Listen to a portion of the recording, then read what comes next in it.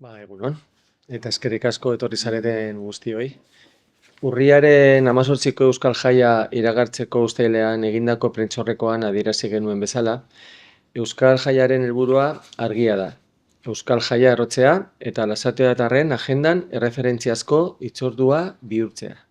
Horretarako, ezinbestekoa dugu herriko eragileen lankidetza eta partaidetza. Hori horrela, Euskal Jaia Udalak eta Txakun Kultur elkarteak antolatu dugu elkarlanean herriko eragileen parte hartzearekin. Horrexegatik, hain zuzen, herriko eragileek antolakuntzan eta egitarauan izan duten jarrera eta parte hartzea azpimarratu nahi nituzke. Oso eskertuta gaude eta neurri handi batean gaur aurkezten ari garen egun osoko egitaraua osatzeko ezinbestekoak izan dira. Zentzu horretan, pozik gaude emaitzarekin, modu batean edo bestean eragileen parte hartzea handia izan delako. Lasarterako txisturari taldea, Pontxo eta Tomas Salapartariak, Sumela, Intza, Pilotalkartea, Telleria Herri Jasotzaileak, Landaberri eta Sasoeta ikastetxeak, Ostadar, Loset, Tirrika Tarraka, Eharra Bertso Eskola, Erketx, Plaza Dantza taldea eta Ohaintzin Deutxaranga besteak beste. Como decía, en la rueda de prensa celebrada en julio para anunciar la Euskal Jaia del 18 de octubre, se expresó que el objetivo de esta fiesta era claro, que era consolidar la Euskal Jaia y convertirla en una cita de referencia en la agenda de las y los lasarteatarras, y para ello es imprescindible la colaboración y la participación de los agentes locales. En este sentido, la Euskal Jaia ha sido organizada conjuntamente por el Ayuntamiento y la Asociación Cultural Txakun, con la participación de los diferentes agentes del municipio. Por eso, precisamente queremos destacar la actitud y la implicación que han demostrado dichos agentes en la organización y en el programa.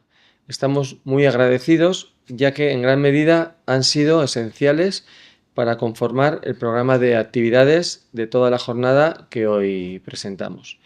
En este sentido, estamos satisfechos con el resultado, ya que la participación de los agentes, de una forma u otra, ha sido muy amplia.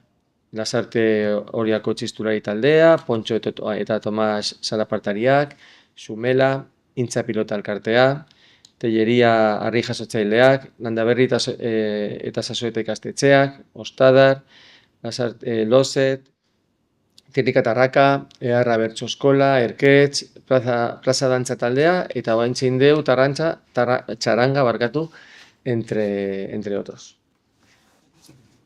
Programan ikusi dezakezuenez, 12 orduko egitaraua erakargarria prestatu dugu eta adintarte eta publiko zabalari zuzendutako jarduerak antolatu ditugu. Herritarren parte hartzea bultzatu nahi dugulako batez ere. Eta herritarrak animatu nahi ditugu antolatutako jardueretan parte hartzera eta noski, baserritarrez jantzita bada, askoz hobeto. Lehen Agustinek aipatu duen bezala, herriko eragilek nortasuna emango diote Euskal Jaiari, eta horretaz gain, honakoak ere izango ditugu. Dinaguren azoka, Okendo plazan, 11:00 ordu 2:00, Euskal Herriko emakume sortzaile eta ekoizleen 25 postu inguru herriko sortzaileen presentziarekin batera egongo dira. Herri jasotzaileak okerrarriarekin egingo duten erakustaldia ere bai izango dugu goizean zehar. Mikel Bermejoren bakarrizketa edota gozategiren kontzertuak egunari amaiera emango diote. Euskal Jaiak ordea ez du ospakizun festa batera mugatu nahi, euskal nortasuna, kultura eta gure hizkuntza euskara sustatzeko helburuarekin ere badator.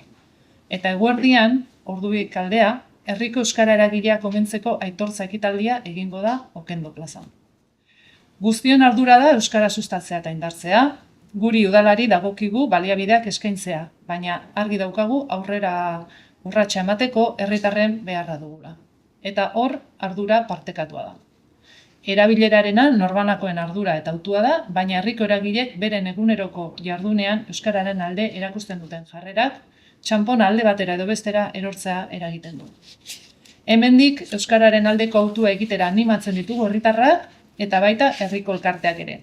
Eta zentzu horretan, Euskal Jaian zehar herritarrak hau bizi eta belarriprest txapak berreskuratzera animatu nahi ditugu.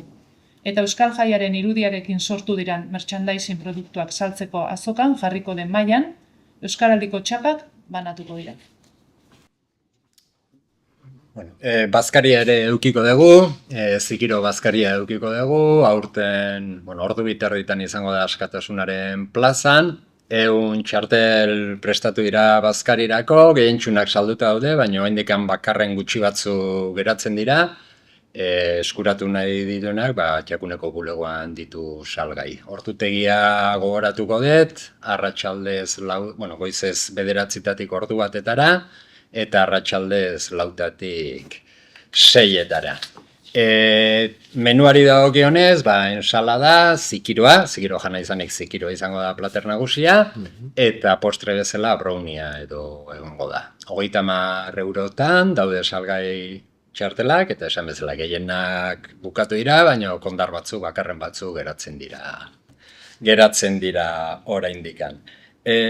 Aurrentzako oraingo honetan ez da menu berezirik egongo, baina bai gune bat egokituko dela, aurrek gurasoek bazkaitan eman nahi dieten, aurrei eman nahi dieten zako, hor gunetxo bat edo prestatuko da.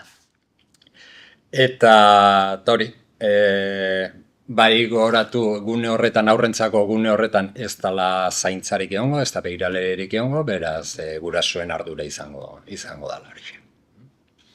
Eskerrik asko. Animatu guztiak jaian parte hartzera. Eta eskerrik asko. Eskerrik asko.